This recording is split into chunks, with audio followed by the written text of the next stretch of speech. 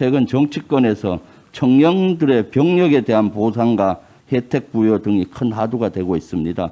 특히 의무 복무를 하는 병력들이 거기에 대한 합당한 보상이 돼야 된다는 여러 가지 논란이 되고 있습니다.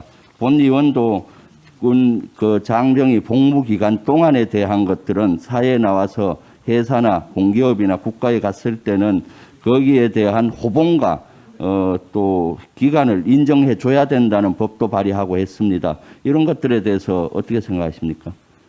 예, 1999년에 이른바 성진시 혹은 채용시에 가점을 주는 문제는 일단 위헌 판결이 났기 때문에 그 부분은 어쩔 수 없지만 그래도 국가를 위해서 자신들의 삶의 일부를 이렇게 바친 그 청년들의 그 노고에 대해서 국가가 그걸 인정을 하고 거기에 대해서 다양한 형태로 그분들에게 최소한의 그런 혜택을 주는 것. 지금 예를 들면 호봉가상 같은 거는 지금 공공기관 이상에는 하고 있는 걸로 알고 있습니다. 민간 기업도 일부는 하고 있는 걸로 알고 있기 때문에 이런 부분들을 좀 더 확대하고 하는 부분들은 계속 모색해 나가겠습니다.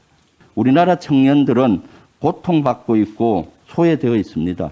우리 정부는 청년 정책에 대해서 지속적으로 노력하여 작년에는 청년기본법을 시행하였고 청년 관련 정책과 지원 방안이 나와 있지만 그 실효성과 만족도에 대해서는 아직 그 효과가 미미합니다.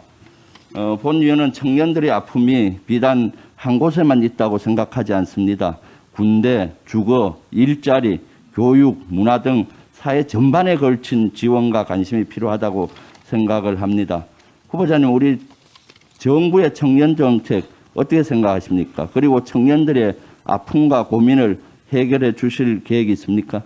예, 이제 뭐 첫걸음을 뗐습니다. 국회에서 청년기본법을 만들어 주셔서 거기를 기초로 해서 청년 문제를 다룰 수 있는 지금 현재 집행기구를 지금 국무총리실에 지금 그동안 국 단위에서 이제 실 단위로 격상을 시켰습니다. 그래서 앞으로 이들의 청년의 직접적인 목소리를 이렇게 모아서 정말 그들에게 우리가 제도적으로 보완할 부분, 또 그분들이 사회에 나가서 무언가를 정착하거나 하는데 필요한 주거나 일자리 등에 대한 정부의 여러 가지 지원이 지금 부분 이루어지는 것을 패키지를 만들어서 할 수 있도록 그렇게 정책을 마련하겠습니다. 네, 거기에 추가해서 최근 정치권에서 청년들의 병력에 대한 보상과 혜택 부여 등이 큰 화두가 되고 있습니다.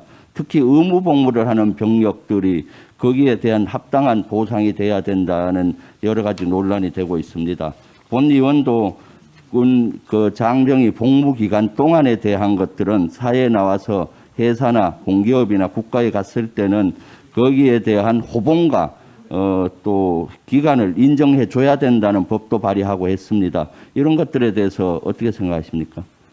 예, 1999년에 이른바 성진시 혹은 채용시에 가점을 주는 문제는 일단 위헌 판결이 났기 때문에 그 부분은 어쩔 수 없지만 그래도 국가를 위해서 자신들의 삶의 일부를 이렇게 바친 그 청년들의 그 노고에 대해서 국가가 그걸 인정을 하고 거기에 대해서 다양한 형태로 그분들에게 최소한의 그런 혜택을 주는 것. 지금 예를 들면 호봉가상 같은 거는 지금 공공기관 이상에는 하고 있는 걸로 알고 있습니다. 민간 기업도 일부는 하고 있는 걸로 알고 있기 때문에 이런 부분들을 좀 더 확대하고 하는 부분들은 계속 모색해 나가겠습니다.